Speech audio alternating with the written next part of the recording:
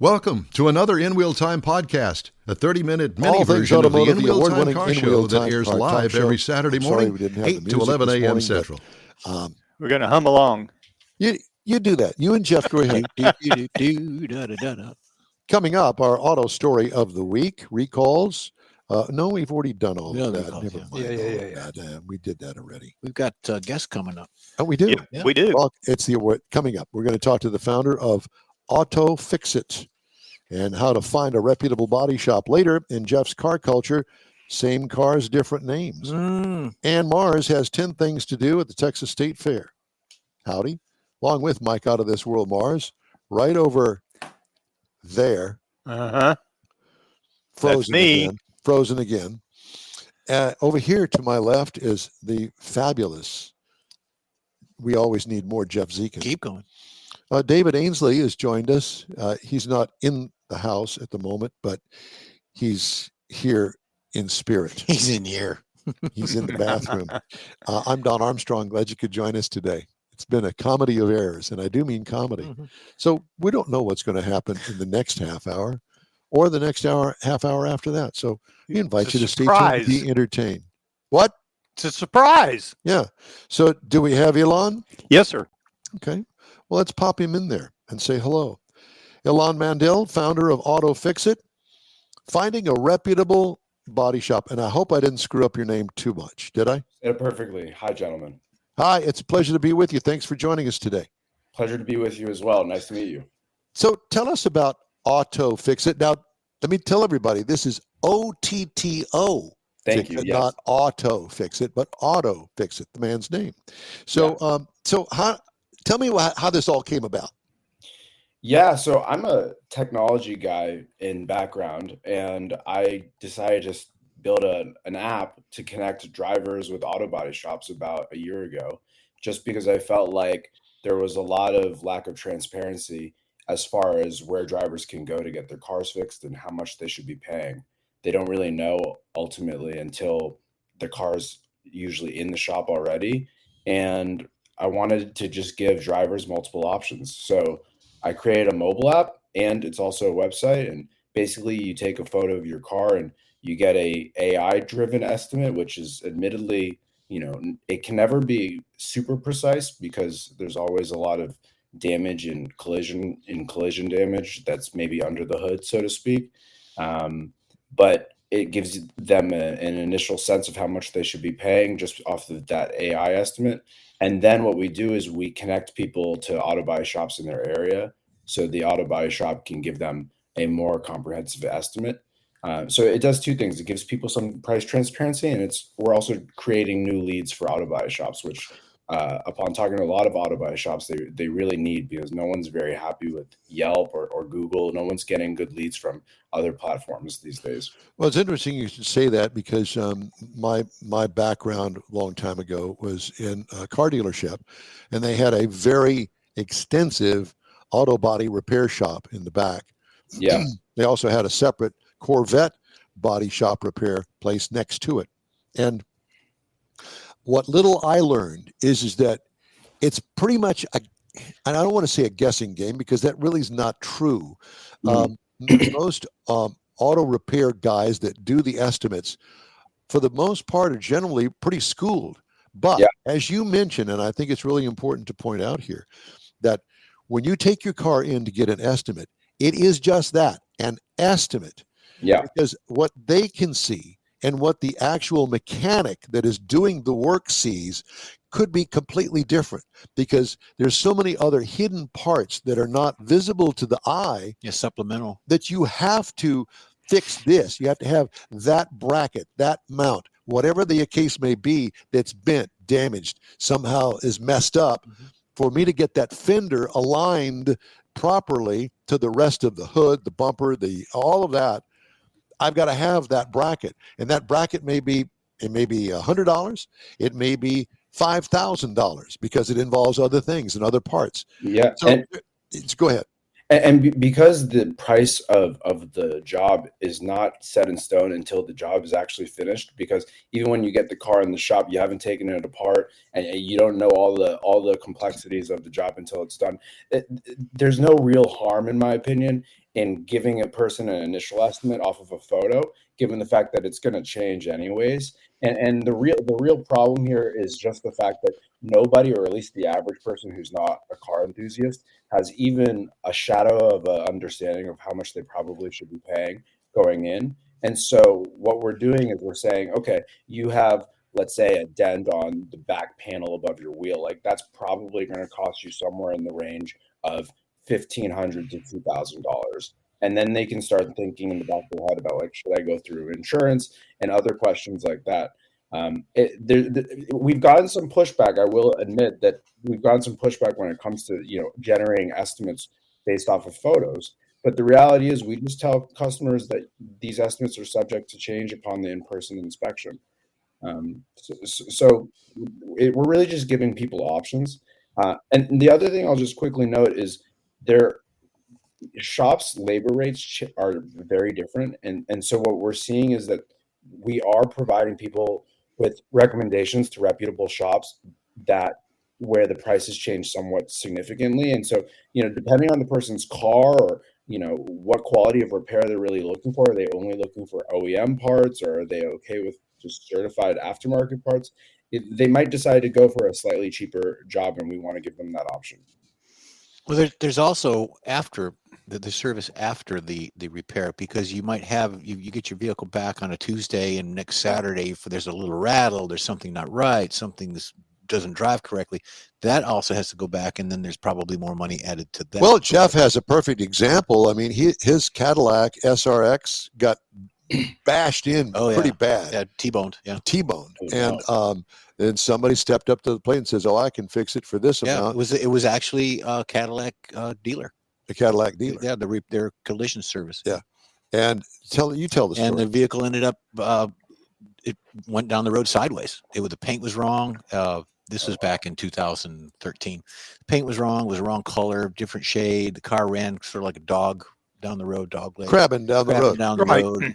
And so I wasn't satisfied, and they kept saying, no, we'll fix it. So I took it to another dealer, and I had the insurance agents meet me there. And of course, the claim of the guys, the insurance company for the person that hit me. And they said, look, we lifted the car up. The car was bent. There was frame pieces that were just not right. And they ended up buying the car back. And I got another car out of it. Yeah. I'm surprised in that instance they didn't just declare it totaled. Well, and that was the original thought behind the initial accident. Well, this is pretty bad, and they said no, we can fix it. So yeah, that was the story. And there are reputable car dealers, and some are questionable. And this was not in the Houston market. This was in another market. It was in Corpus Christi. Yeah, and all I can think of is, hey, they wanted the business. It was a big job. Clearly, if it was T-bone, big dealership too. Yeah, and so they took the job on, not thinking that anybody would ever take it back and go, hey, it's crabbing down the road. That's major damage. Well, this is on the dealer, because we all have standards and quality that we go by. It was just not a quality follow-up. There was a bunch of things that went wrong from the beginning. The estimate, the people that were working on it, the stories they were telling on how they could do it. So it all compiled, and eventually they bought the car back. So this is interesting. Without going into too much detail, the way I see the landscape of auto body shops is there's kind of like three levels. The top level is those certified shops that are certified by a manufacturer, like a BMW manufactured, a BMW certified shop, or a Cadillac, in your example, certified shop. And in my experience, those shops are the highest quality. They're only using the OEM parts. Yeah. And they're also their repair jobs are at the highest price tag. So that's sort of tier one. And then tier two is maybe the shops that have 4 or 5 locations throughout a city, and they're only using certified parts. And then the bottom tier, and a lot of these bottom tier, I don't want to say bottom tier, but they're not necessarily using certified parts, and it can be hit or miss depending on the shop you go to. The independents. And a lot of them are great, by the way. So I don't want to speak ill of them. No, and some of that depends on the insurance company can kind of force some of that. Exactly. Yep. Yeah. Exactly. Consider it as a good, better, best. Exactly. And so the way that I go about deciding what shops to recommend to folks using my app is based off of Google and Yelp reviews. So I'm just saying I'm not going to recommend a shop that has less than 4.5 stars out of 5 and has fewer than 100 reviews, because that's just sort of like a grassroots way of determining if a shop's been getting good reviews in the past. Yeah, you got to have a base to start with. But even that's not scientific, because anybody could load up one of those sites pretty easily. What do you mean load it up? In other words, go in and manipulate say, it. This is a great dealership, and then hey, you've got a buddy that does the same thing. I mean, it could be a business unto itself. So there's nothing really foolproof about anything. Which is why I'm very shy about recommending shops. I'd rather just give people the options. And so I'm saying, okay, these are 4 different shops I got quotes from. This is the different prices that they're giving me for your damage case. And then you can decide. And I try to steer people depending on their car. Like I might say, like, okay, you have a brand new 2025 BMW. You should probably care about getting those OEM parts and going to a certified shop. Whereas maybe if your car is worth $7,000, you don't really want to be paying top dollar for new OEM parts, and you can go to a shop that maybe is just using certified parts. So it depends on the customer, but I want people to make the decisions they're going to make based off of their financial circumstances, their car, etc. I just want to give them the options, because right now there's no tool out there that says, across these 4 shops, these are the 4 prices they think it'll cost. Gotcha. And that's what I really liked about looking at it, because one of my granddaughters wrecked her car, 150,000 mile car going back forth to school. Anyway, the way it got wrecked, I didn't have any idea what it was going to cost. Is this something we really want to fix, or is this car totaled or whatever, and go the insurance? So to me, the information that you can get from this OttoFixIt app by the pictures and stuff gives you a little more information to start your decision process. And then you start talking about going to the shops and looking at them. Yeah, and again, I tell people the AI is as good as the technology is these days. You take a photo and it's going to give you an estimate, and we've trained it to be pretty good. And just to give you guys a little bit of information about it, like we always aim high on the estimate that we create, but the real estimates are what you're going to get from shops. So the real value add that we're creating is connecting people to shops in whatever zip code they give us. And so we're serving as like a price transparency tool, but also just a shop discovery tool. Like Google has a bunch of shops, but we're tailoring shops based off of our filtering criteria, like the 4.5 stars in the shops we know. Right. I'm based in LA, so we've already started to build out a network of shops out here. Cool. How are things in LA today? So when it comes to the auto body market, I've talked to nearly 100. It's jacked up. Is that what you're going to tell me? Well, prices are all over the place. So as far as jacked up, the prices are all over the place. But when it comes to the shop owners, they're all telling me that it's a drought right now. No one's getting customers. It's really tough out there. And then I asked them why, and they're saying, well, we think it's a combination of inflation and tariffs. Tariffs are making their costs higher, and inflation is making people have less money in their pockets. But I'm getting a lot of positive reception to my app on the supply side, on the shop side, just because everyone's needing new customer inflow. They just don't know where to go. Yeah, it's just tough out here. And again, like people have said that in the auto body industry have said very, to be honest, bad things about Yelp and Google. Everyone's sort of like 50-50 on, just indifferent. Like Yelp, though, I mean, they're paying and they're not getting any quality leads. Yelp and Google are providing people leads, providing shops leads for people that might not even have car damage in the first place. So it's like, why are they paying for those leads? And I would think the businesses would like your app to the point, in my mind, a customer comes in, they've been on your app, they've got an idea that this is, your AI says this is a $7,000 repair. Yeah. He looks at it and he says, okay, it's really a 10. It's a whole lot easier to explain going from 7 to 10 because of buried sensors, things that the AI can't see, than it is to go from, if they come in thinking, well, this is only going to be $1,500, and now it's 10. So to me, I think it would help them help them deal with their customer a little bit better too. Yeah, though I will admit, I would prefer that we tell them 10 and then the shop tells them 7. Well, yeah. And so what we've ended up programming is for our technology to always guess high, and also to create a range. So the ranges that we're putting, depending on the base number might be as much as like $1,000 or $500 in each direction, just because it's impossible to be certain. But Sure. we would much rather tell a customer it's going to be $3,000 just to set expectations, and then have shops come in around $1,900. Elon, Oh, that'd is be it, great. Is it OttoFixIt, OttoFixIt, FIXIT.com? That's the website, and from our website you can download the app. Cool. Got it. Very good. Well, this is great information, and hey, best of luck to you. It sounds like you got a hit on your hands, so let's see how it works out. Heck, I might be going down the street over here and find out that I've been referred by OttoFixIt. Thank you, guys. I appreciate the time. No Thank problem. you. We Have a appreciate good one. you. Yeah. Hey, just ahead, Jeff's Car Culture, and this week it's same car, different names. Oh, yeah. Plus, Mr. Mars has 10 things to do at the State Fair. Is that open next weekend? It's open right now. Yeah, I think county it's fairs. this Thursday. Yeah, county fair's open coming- now. The county fair is this Fort Bend weekend. County, yeah. But we're talking about The big state fair. Big State Dick. Fair Up in the Dallas. big D. All right. That's coming up. 10 things to do at the State Fair this year. After this quick break here on the In Wheel Time Car Talk Show. Stay with us. The Tex-Mex dining experience is defined by Loopy Tortilla, your destination for Texas's best beef fajitas and frozen margaritas. Since 1983, Loopy Tortilla has served authentic and time-tested recipes made with the freshest ingredients. Atmosphere is part of the award-winning experience at Loopy Tortilla, all developed in a little house near Highway 6 and I-10 in West Houston. Visit any of the Loopy Tortillas and you'll see the same attention to detail in each and every location. Start your Loopy experience with queso flammeado and guacamole, along with a classic frozen margarita. Dine on famous Loopy beef and chicken fajitas, or pepper shrimp brochette, or a fish or vegetarian entree, and finish with a scrumptious flan for dessert. Find Loopy Tortilla in Houston, College Station, Beaumont, Austin, San Antonio, and Dallas-Fort Worth. There's a Texas location near you. The recipes are authentic and time-tested. The ingredients always fresh.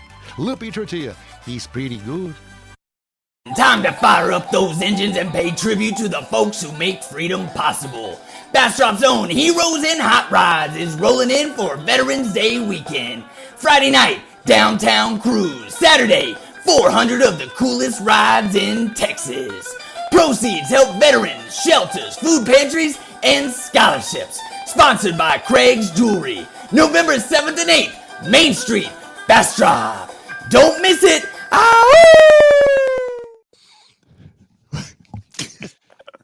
I like it. Mr. What Mars? can you say? Well, I think I know that guy. do you? I don't know. With the guy on the mini bike? You know the old one, the old guy that was in The there. old guy. There's like 7 of With them. the Dr. Spock wave? That one? Hey, thanks for being with us today. In Wheel Time, invite you to join us 10 to noon Central Time every Saturday for our live show about all things automotive Mhm. and personal behavioral suggestions. Thanks for being with us today. Time now for Jeff's Car Culture. Same car, different names. Yeah, it's sort of like a Cadillac SRX that turned into a V. Remember that? Yes, I remember that. Sort of. So for decades, car manufacturers have confused buyers by offering models with an array of identities. Now that picture right there, that is a Land Rover. It's 11 different names that vehicle has been on What? over the years. Yeah. Really? It's a practice known as badge engineering, not to be confused with platform sharing or joint ventures, all of which have become increasingly common in recent years. Some car companies have overindulged, while others know better than to mess with their branding. 6 decades of badge engineering cars. And you'll see that some automakers crop up from time to time. You'll see that in this whole segment. So here we go, Michael. Push the button. Number 1, Cimarron Cadillac. In 1982, there were 2 models of this vehicle. When GM raised it in the early 80s, that BMW and Mercedes were stealing sales and parts for the luxury car market, it stuck Cadillac badges onto Chevrolet Cavaliers in a bid to compete with the smaller luxury car class. But the high prices and 4-cylinder engines made the Cimarron, which is pictured here, a laughingstock. Even in the introduction of a V6 in 1985, it did nothing to make the car more sellable. Shame on them. The next one is a Lancia Delta. It's a 2011 model. There were two. That's a two models, yeah. Wait, that's a Chrysler. When Fiat merged with Chrysler, it proved how shameless it could be with its abuse of brands. First, we got the Lancia Delta. Then we got the Lancia Ypsilon, rebadged as a Chrysler for the UK, sort of like a menage a trois. Oh, my God. For the UK market, hopelessly ambitious premium pricing, and the Chrysler 200, which is pictured here, and Grand Voyager were rebadged as Lancias. The former sold as the Flavia and was notably unsuccessful. The Flavia Lancia. I guess. It had something to do with verbs. There you go. Speaking of menage a trois, check this one out. 3, Volkswagen, 2011. There were 3 models. Now check this out. The Volkswagen Group rules the roost when it comes to rebadging. Its first generation of the MQB platform fueled 15 different models, but sometimes we get the same car wearing different badges instead, with no attempt to separate them, which is why Volkswagen, pictured on the right, the right bottom one, also came up virtually identical to the Seat My, which is pictured center, and the Skoda Citgo, which is pictured left. Most global markets apart from North America. So they weren't sold here, but they were in other places. Skoda. It's a Skoda. Isn't that a Swedish company? I think it's like a vodka drink, isn't it? Oh, that's it. Could be. Yeah. The Hillman Avenger in 1970. There were 6 models of this bad boy. Britain's Roost Group. Look at the was family. Added again in the rear-wheel drive family car that arrived in 1970. Originally sold as the Hillman Avenger, there was also the Talbot, the Sunbeam, and the Dodge versions of it, while in the U.S. it sold as a Plymouth Cricket, which is pictured there. In Argentina, it was sold as a Volkswagen. Wait a minute. Plymouth Cricket. Plymouth Cricket. I remember that. What year? 80s, 70s, in the 70s. 70s. Yeah, and then of course now they rebadged it into a Volkswagen. I think that's a 72. The plate on it is 72. Yeah, okay. Pretty close. Michael, the next one is a Chevy Captiva.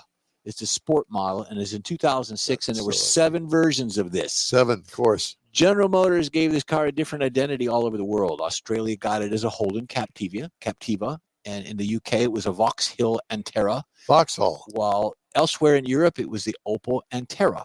Sold as the Saturn Vue in North America. In South America, it was the Chevrolet Captiva, which is pictured here. And in South Korea, it was the Daewoo Windstorm Max. Daewoo. Now, there's a big name in automotive history. Say that fast 5 times. Michael, the last one we got for you, buddy, is the Suzuki Vitara. 4 models of this, depending on the markets in the Vitara, which is pictured here, was sold as a Suzuki Sidekick. Chevrolet did it as a Tracker and the Geo Tracker. GM's Geo brand from 89 to 2016 consisted entirely of rebadging cars made by other companies. The Prism was really a Toyota Sprinter. Look at that. That's right in front of a renamed Cracker Barrel. Exactly. It was a Toyota Sprinter. The Storm was an Isuzu Pulse. Chiquito. And the Spectrum was an Isuzu iMark. And the Metro, as we all see, was rebadged as a what? Suzuki Swift. Hey, Mars, what was the name of that? Swifty. Yeah. Mars, what was the name of that car that you had last hour? That car that you talked about that we all the Tata car? The Tata, yeah. Yeah, but what was it? What was the name of it that you called it? Oh, no, that was the Ford Aspire. Aspire. Yeah. Aspire. You called it Aspire. Aspire got my East Texas playing in there. From the Tata Motor Company, the Aspire. Made by Taco Bell. Oh, my God. There you go. Rebadged, renamed. Okay. It's time now for Mr. Mars Driving Destinations 10 things to do at the State Fair of Texas. Yes, sir. Let me get right back over here. And I think that you just need to concentrate on putting all this stuff up. Just not even paying any attention to us. Well, I don't. Did I start? I'm sorry. No, you didn't. You've never started paying attention to us. Nice. Yeah. So this week, Texas State Fair started, so we're going to take a quick look at 10. There's lots of things to do, but there's 10 things you need to be sure and do. Big Tex towers more than 50 feet. It greets everybody coming into the fairgrounds. That's the one that burned up the other day. Yes, he did. Fire a couple years ago. He's got a much darker tan now, but he's been greeting fairgoers since 1952. He's got Aspire. Then, and of course, if you're there, one of the things that you got to do is the annual fried food competition. Now, not good food, fried food, no matter what. And they also have some sipper drink entries this year. You can taste all the finalists, cast your Is own that opinions. a pickle with, what is that, a pickle with cereal on it? Or is It's that that sprinkles? Mexican like a corn I don't No, it's know. a It talks pickle. about pickle, but they roll it in.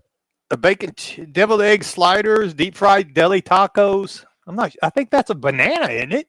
No, it looks like No, I don't know. Didn't ask. Going on the Texas Ferris wheel. Now this thing is 212 feet tall, so it's not necessarily for me. yeah, for people that don't want to get up high. But you can get some really panoramic views of Dallas itself on a good clear night, as well as Fair Park. It's 44 gondolas, so they can carry a lot of people, and they really light it up at night. Now, moving on to, speaking of rides, the Midway rides and games. There are over 70 rides down on the Midway, from kid rides up to the more adult type rides that kids can't get on, like the 500-foot top of Texas Tower. There's the 1914 Denzel Carousel, and they've also added Denzel Washington, no doubt. Could be. They have the 177-foot portable swing tower. That'll give you some serious aerial thrills, I believe. But here's one. Now, Don, this is for you. Is this an Aspire? No. This is inside the Creative Arts Building. Visitors will find displays of fine arts, photography, quilting, home, and the world-famous butter sculptures. Now, this is a historical tradition, and you can get all these things right here. This is just 4 examples of butter sculptures, including the Marilyn Monroe. Look, there's Jeff over there on the lower right-hand side. There you go. Yeah. With my mullet. I don't know how they keep it from all melting, but I did not know that was there, and so I've never been there and seen it. Well, yeah, when you go inside there, you have to make it a sweater weather kind of visit. And the display next to it is toast. Yeah. Toast. Yeah, they give you a knife when you go in. There you go.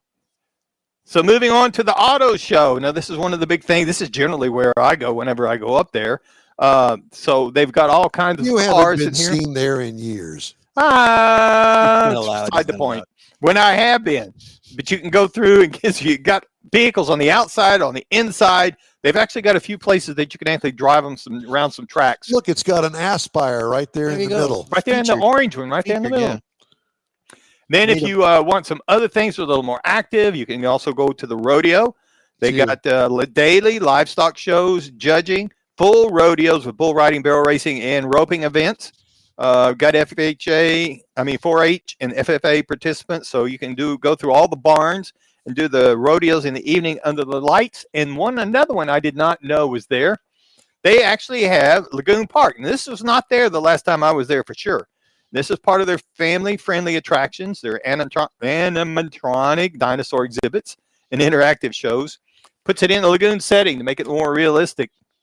Then if you're interested in stuff that's more sports, because they are right there by the football stadium, they have the women's soccer championship there. They have the State Fair Classic, which is an HBCU football game between Prairie View A&M and Grambling inside the Cotton Bowl. And, of course, the big one, the Red River rivalry, where Texas and Oklahoma play, which I believe is going on today. And, of course, they have, again, back to the rodeo stuff.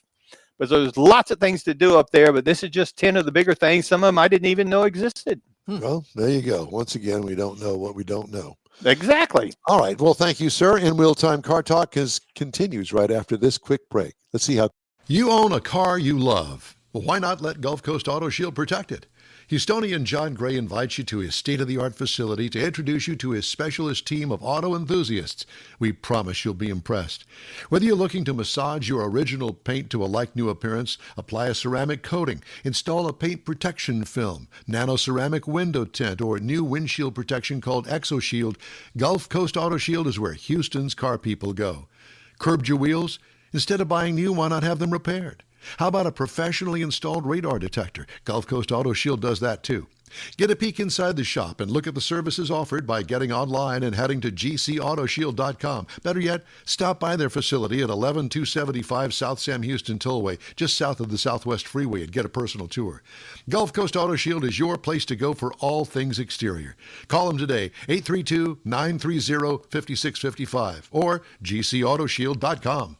Rev up your engines. It's time to roll back in style at the Back to the Past Car Show. Join the Spring Branch Senior High School Foundation Saturday, October 18th at Cornerstone Academy, 9016 Westview Drive in Houston. Classic cars, trucks, and motorcycles. Family fun, food, music, and memories. There's something for everyone. Proceeds benefit local students and programs. Don't miss the shine, the chrome, and the nostalgia. 10 to 2, Saturday, October 18th. Back to the Past Car Show. SpringbranchBears.com/car show for more information. In real time will be there too. That's it for this podcast episode of the In Wheel Time Car Show. I'm Don Armstrong, inviting you to join us for our live show every Saturday morning on Facebook, YouTube, Twitch, and our InWheelTime.com website. Podcasts are available on Apple Podcasts, Spotify, Stitcher, iHeart Podcast, Podcast Addict, TuneIn, Pandora, and Amazon Music. Keep listening, and we'll see you soon.